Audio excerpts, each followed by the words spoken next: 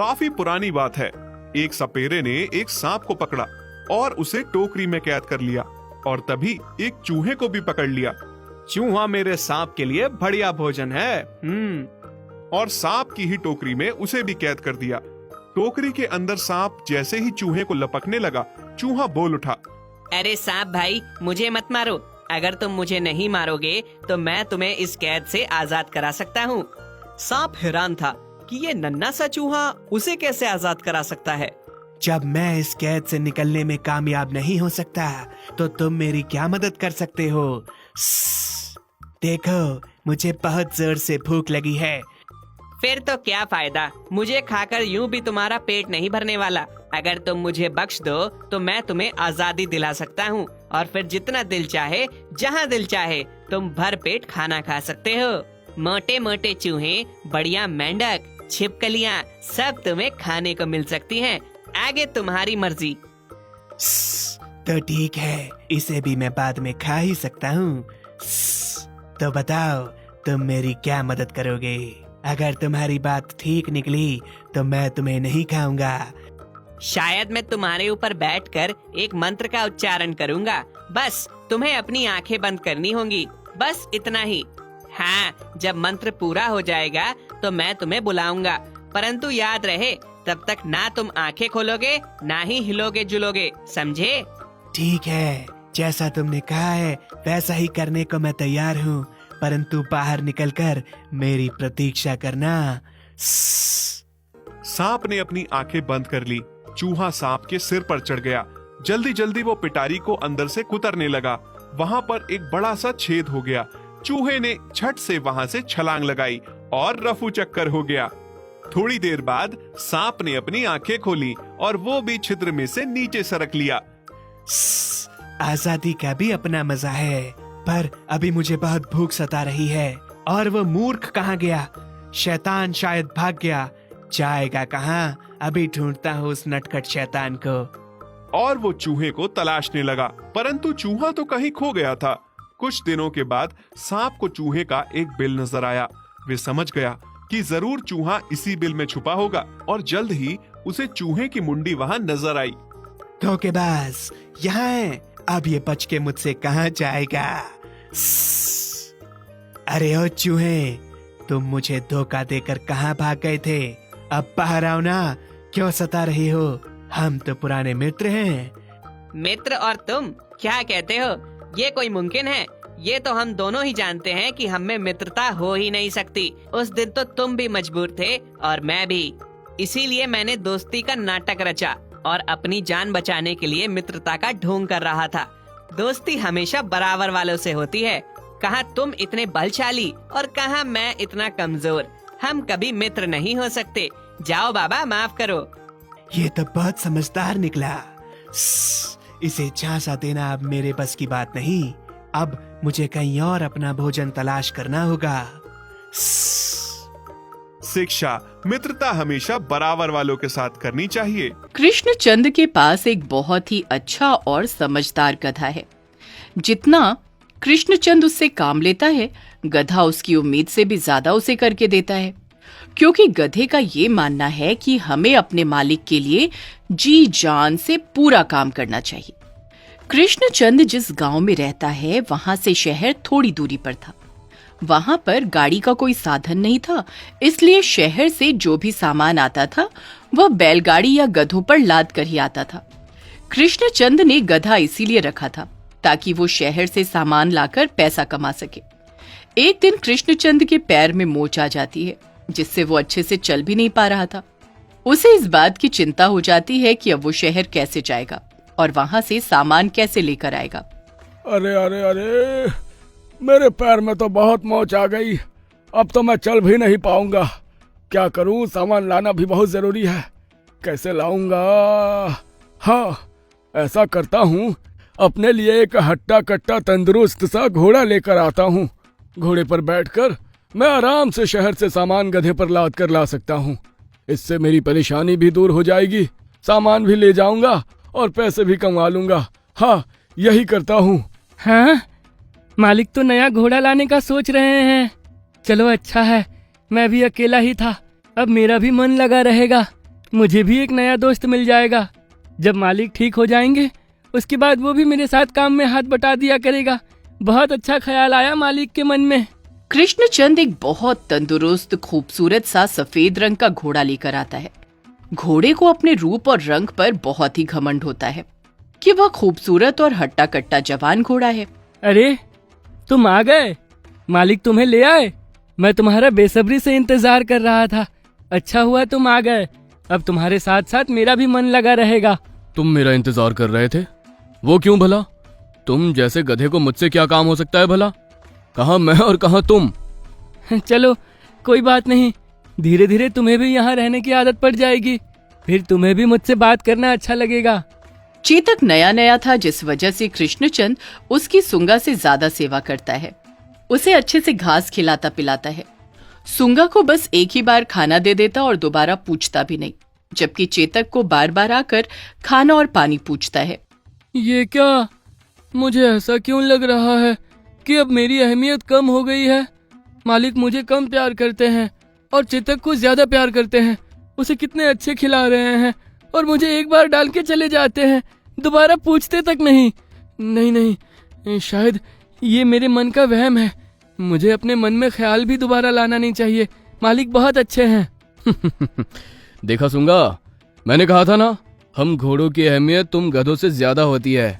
हमें सब बहुत प्यार करते हैं, इसीलिए तो मालिक मुझे तुमसे ज्यादा अहमियत दे रहे हैं और अच्छे से खिला पिला रहे हैं, जबकि तुम्हें अच्छे से पूछ भी नहीं रहे। इस तरह से कृष्णचंद रोज अपने घोड़े पर बैठकर गधे को शहर सामान ढोने के लिए ले जाता, जब तक उसका पैर ठीक नहीं होता है। वो इसी तरह से घोड़े पर बैठकर शहर से गांव आता जाता है। क्योंकि कृष्णचंद को ज्यादा चलना पसंद था, इसलिए कुछ दिनों के बाद जब उसका पैर ठीक हो जाता है तो वो पैदल ही चलना पसंद करता है। अब तो मेरा पैर बिल्कुल ठीक हो गया है। अब मुझे चेतक पर सवारी करने की कोई जरूरत नहीं। हाँ, सुंगा के साथ साथ उसे भी शहर का रोजाना चक्कर लगवाऊंगा, उसे भी अच्छा लगेगा। कृष्णचंद सुंगा के साथ चेतक को शहर तो ले जाता था, लेकिन उस पर बिल्कुल भी सामान नहीं लादता था, जबकि सुंगा के ऊपर भर भर कर सामान डालता था, जिस वजह से सुंगा बहुत थक जाता था। लेकिन वो कभी भी अपने मालिक से एक बार भी इस चीज के लिए शिकायत नहीं करता। वहीं चेतक में बहुत घमंड था। वो अपने ऊपर बहुत घमंड करता था कि वो एक घोड़ा है और सुंगा एक गधा है, इसलिए उसके मालिक उससे कोई काम नहीं लेता है, बस उसकी सेवा और खातिर करता है।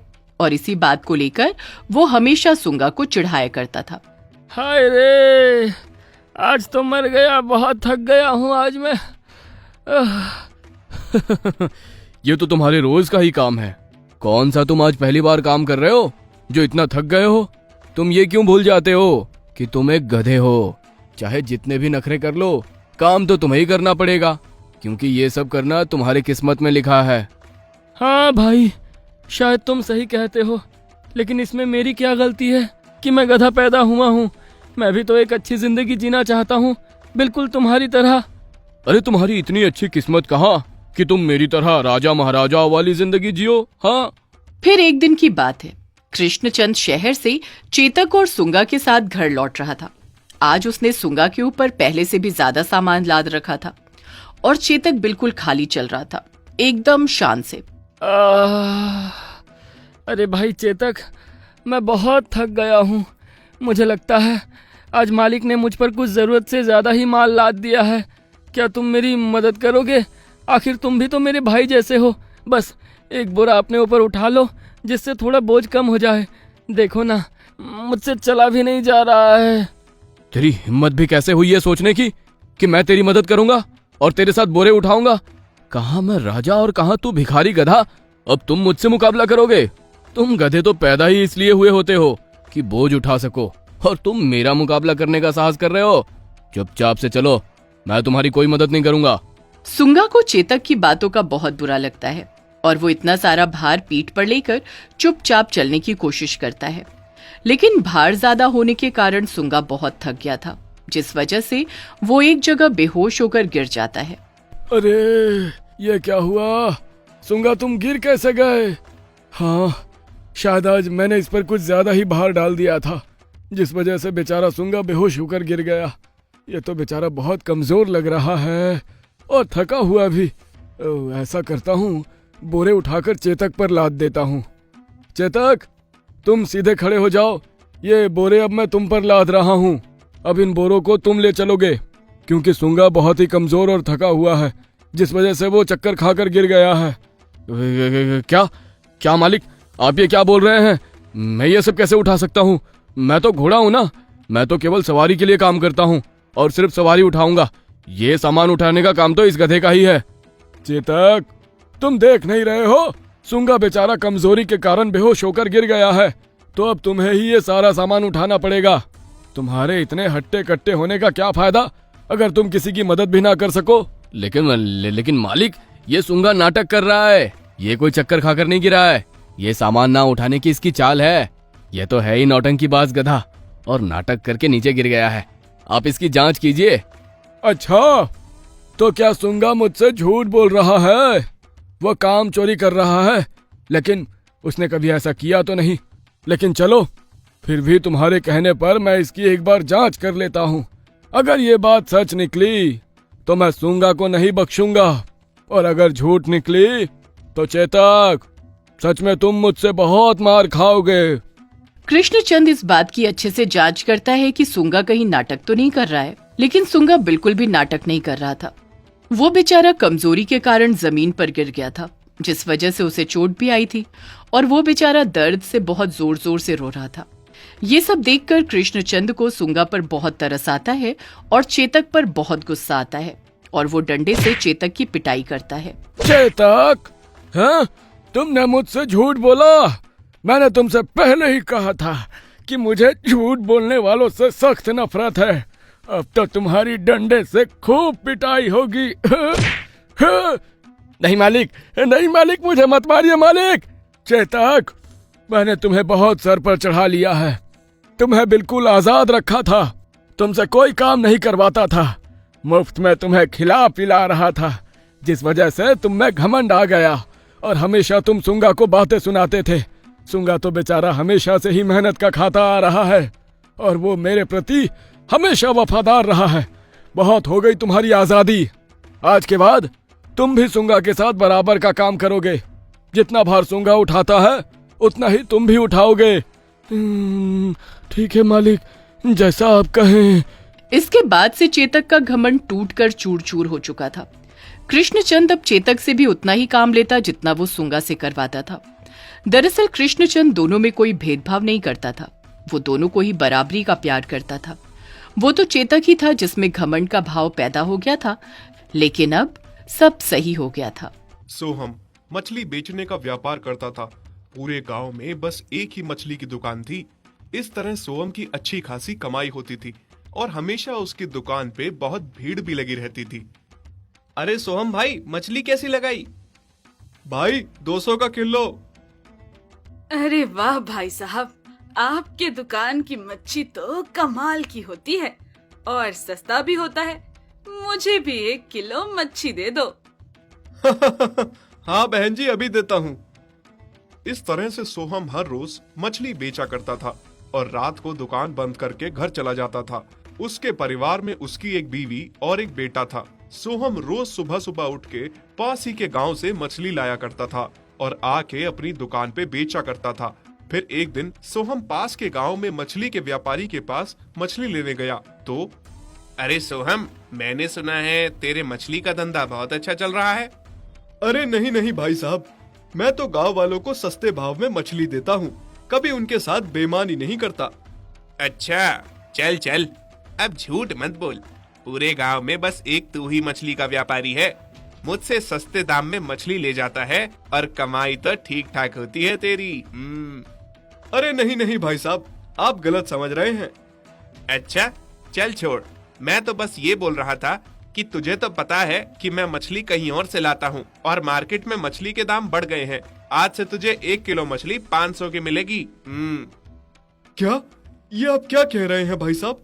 मैं इतनी महंगी मछली कैसे खरीद पाऊंगा और फिर सस्ते में गांव में कैसे बेचूंगा? देख भाई, लेना है तो ले, वरना और भी बहुत सारे हैं लेने वाले, और तुमको दूसरा व्यापारी ढूंढ लो। अल्ताफ को पता था कि दूर दूर तक बस वही एक मछली का व्यापारी है और सोहम को उससे मजबूर होकर मछली लेनी ही होगी। अल्ताफ अपने ग्राहकों को महंगे दाम में मछली बेचने लगा और उनकी मजबूरी का फायदा उठाने लगा। ठीक है भाई साहब, जैसा आप चाहें, पर मैं थोड़ी मछली ले पाऊंगा। पहले की तरह कम दाम पे देते तो मैं ले लेता। देख भाई, अगर तुझे महंगी लग रही है तो जाके दूसरी दुकान देख ले। ये कह के अल्ताफ हंसने लगता है और सोहम थोड़ी सी मछली लेकर घर आ जाता है। अरे ये क्या, कम मछली क्यों लाए आप? आधी दुकान पे छोड़ आए हो क्या? नहीं नहीं, मछली व्यापारी ने मछली के दाम बढ़ा दिए हैं और मछली बहुत महंगी हो गई है। अगर इतनी सी मच्छी बेचोगे तो हमारा घर कैसे चलेगा? मैं कहता हूँ कि ये भी बिक जाए तो बहुत है। जब महंगे दामों में मछली लाओगे तो महंगी बेचनी भी पड़ेगी, और महंगी देख के पता नहीं कई लोग लें या नहीं। हे भगवान, ये तो बड़ी मुसीबत है। फिर रोज की तरह सोहम अपने ठेले पे मछली बेचने लगा। भैया 1 किलो मच्छी देना तो। ठीक है बहन, अभी देता हूँ। सोहम मछली तोलने लगता है। ये लो बहन, आपकी मछली। अच्छा लो भैया, अपने पैसे। बहन 500 हुए, ये तो सिर्फ 200 हैं। क्या? ये कब हुआ? परसों ही तो मेरे पति 200 रुपए लेकर गए थे, आपने तो 2 गुने से भी बढ़ा दिया। अरे नहीं बहन, बाजार में मछली के भाव बढ़ गए हैं। रहने दो भैया, मुझे नहीं लेना मच्छी। इतना कह के वो महिला बिना कुछ कहे वहाँ से चली जाती है। कुछ देर बाद और भी ग्राहक आते हैं, पर महंगा देखकर कोई नहीं लेता और सोहम को गालियां देते हैं। भाइयों देखो, ये तो सारा सर लूट मचा रखी है। इससे सस्ती मछली तो शहर में मिल जाती है। शाम हो जाती है, पर सोहम की एक भी मछली नहीं बिकती।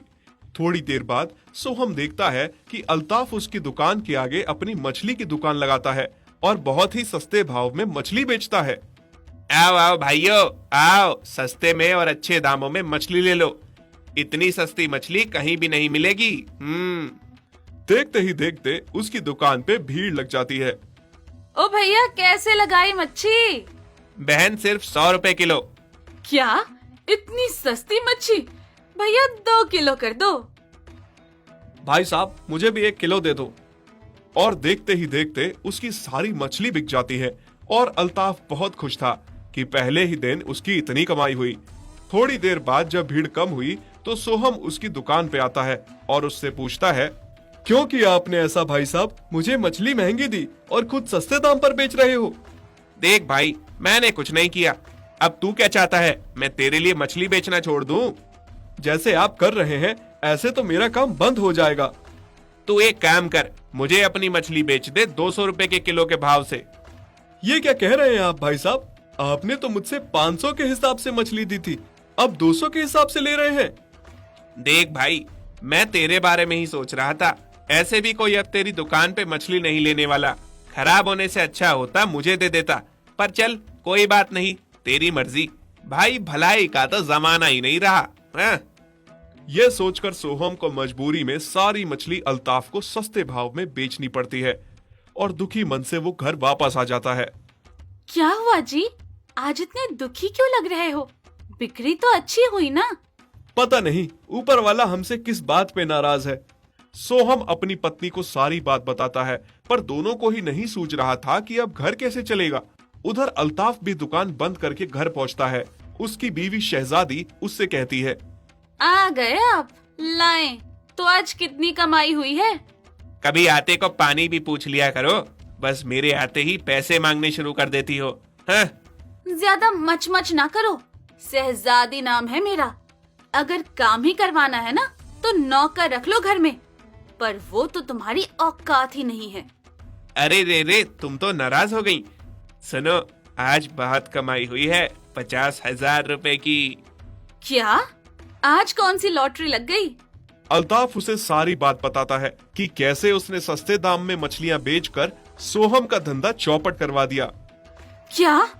अरे मेरे मूर्ख पति, ये तुमने क्या किया? मेरे मायके से जो मच्छियाँ आती है तुम इतने सस्ते में बेच आए। तो और मैं क्या करता, घर में रोज तुम पैसे मांगने शुरू कर देती हो। कहाँ से लाऊं इतने पैसे? शहजादी नाम है मेरा, पैसे तो मुझे चाहिए ही, और कल से जैसा मैं कहूँगी ठीक वैसा ही करोगे तुम। पर करना क्या होगा मुझे?